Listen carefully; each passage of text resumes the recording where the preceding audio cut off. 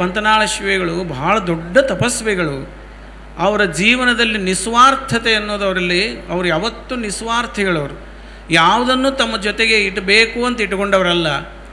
ಅವರು ಎಷ್ಟು ನಿಸ್ವಾರ್ಥಿಗಳಂತಂದರೆ, ಈ ಊರಿನಲ್ಲಿ ಶಾಲೆ ಪ್ರಾರಂಭ ಮಾಡಿರಿ ಅಂತ ತಿಳ್ಕೊಂಡು ತಮ್ಮ ಮಠದಿಂದ, ಬಂತ್ನಾಳ ಮಠ ಯರ್ನಾಳ ಮಠದಿಂದ 50 ಚೀಲ ಜೋಳ, 100 ಚೀಲ ಜೋಳ ಅವುಗಳನ್ನು ತಂದು ಕೊಟ್ಟು ಶಾಲೆ ಶುರು ಮಾಡಿಸಿದ್ರು ಅವರು. ಇಂಥ ಎಷ್ಟು ಊರಾಗ ಮಾಡಿಸ್ಯಾರೋ ಏನಂತನೋ ಶಾಲೆ, ಸಾವಿರಾರು ಶಾಲೆಗಳನ್ನು ಪ್ರಾರಂಭ ಮಾಡಿದರೆ ಬಂತನಾಳ ಶಿವೆಗಳು. ಇಲ್ಲಾಂದ್ರೆ ಈ ಭಾಗದಲ್ಲಿ ನಾವೆಲ್ಲರೂ ಎಮ್ಮೆ ಕಾಯಕ್ಕೆ ಹೋಗಿದ್ವಿ. ಎಮ್ಮೆ ಕಾಯೋದಂತ ನಮ್ಗೆ ಖಾಯಂ ಕಾಯಕದ.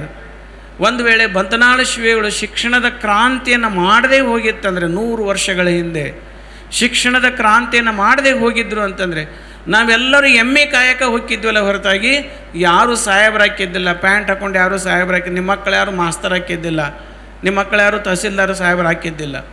ಇವತ್ತು ಎಲ್ಲರೂ ಈ ಭಾಗದಲ್ಲಿ, ಇವತ್ತು BLD ಅಸೋಸಿಯೇಷನ್ ಬಿಜಾಪುರದಲ್ಲಿ ಅದ್ಭುತವಾದಂಥ ಶಿಕ್ಷಣ ಸಂಸ್ಥೆ. ಅದಕ್ಕೆಲ್ಲ ಮೂಲ ಬೀಜ ಅಂದರೆ ಬಂತನಾಳ ಶಿವಯೋಗಿಗಳು. ಇದನ್ನು ನಾವು ಮರಿಬಾರ್ದು.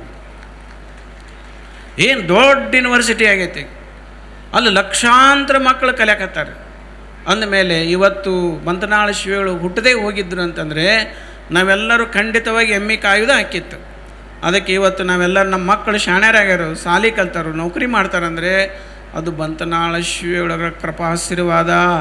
ಅದನ್ನು ಎಂದೂ ನಾವು ಮರಿಬಾರ್ದು. ಹುನಗುಂದದಲ್ಲಿಯೂ ಕೂಡ, ಹುನಗುಂದ ಇಡಕಲ ಪಕ್ಕದಲ್ಲಿ ಹುನಗುಂದ, ಅಲ್ಲಿ ಪ್ರವಚನಕ್ಕೆ ಬಂದಿರ್ತಾರೆ. ಅಲ್ಲಿ ಏನೂ ಇದ್ದಿದ್ದಿಲ್ಲ, ಶಿಕ್ಷಣನೇ ಇದ್ದಿದ್ದಿಲ್ಲ.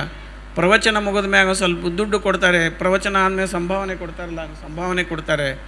ನನಗೆ ಸಂಭಾವನೆ ಬಾಡಿ, ಈ ಸಂಭಾವನೆ ತೊಗೊಳ್ರಿ, ಇಲ್ಲೊಂದು ಸಾಲಿ ಚಾಲು ಮಾಡಿರಿ ಅಂತ. ಇವತ್ತು ಕೂಡ 110 ವರ್ಷ ಆತದು. ಹುನಗುಂದದಲ್ಲಿ ವಿಜಯ ಮಹಾಂತೇಶ ವಿದ್ಯಾವರ ಸಂಘ ಆಗಿ 100 ವರ್ಷದ ಮೇಲೆ ಆಯ್ತು. ಬಂತನಾಳ ಶಿವೆಗಳ ಪ್ರೇರಣೆಯಿಂದ ಸ್ಥಾಪನೆಯಾದಂಥ ವಿದ್ಯಾವರ್ಧಕ ಸಂಘ. ಇವತ್ತು ಎಷ್ಟು ಜನ, ಲಕ್ಷಾಂತರ ಜನ ಹುಡುಗರು ಕಲಿತು ಹೋಗಿದ್ದಾರೆ.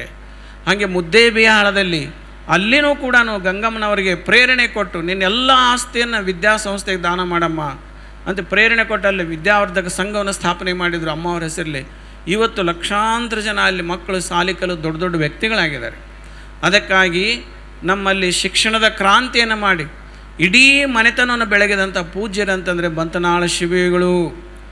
ಆ ಕಾರ್ಯವನ್ನು ಯಾರು ಮುಂದುವರಿಸ್ಕೊಂಡಾರೆ? ನಮ್ಮ ಯರ್ನಾಳದ ಸಂಗನ ಬಸವ ಮಹಾಸ್ವಾಮೀಜಿಯವರು ಆ ಕಾರ್ಯವನ್ನು ಮುಂದುವರಿಸ್ಕೊಂಡು ಹೊಂಟಿದ್ದಾರೆ. ಅದಕ್ಕಾಗಿ ಇವತ್ತು ಅವರೆಲ್ಲರೂ ನಡೆದ ಬಂದ ದಾರಿ ಯಾವುದು ಅಂತಂದರೆ, ಬಂತನಾಳ ಶಿವೆಗಳಾಗಲಿ ಎಲ್ಲ ತಪಸ್ವಿಗಳ ಹೆಸರು ಹೇಳಿದ್ಮೇಲೆ ಈಗ ಅವರೆಲ್ಲರೂ ನಡೆದುಕೊಂಡಂಥ ದಾರಿ ಯಾವುದಂದರೆ ಅದು ಬಸವ ಮಾರ್ಗ. ಅವರೆಲ್ಲರೂ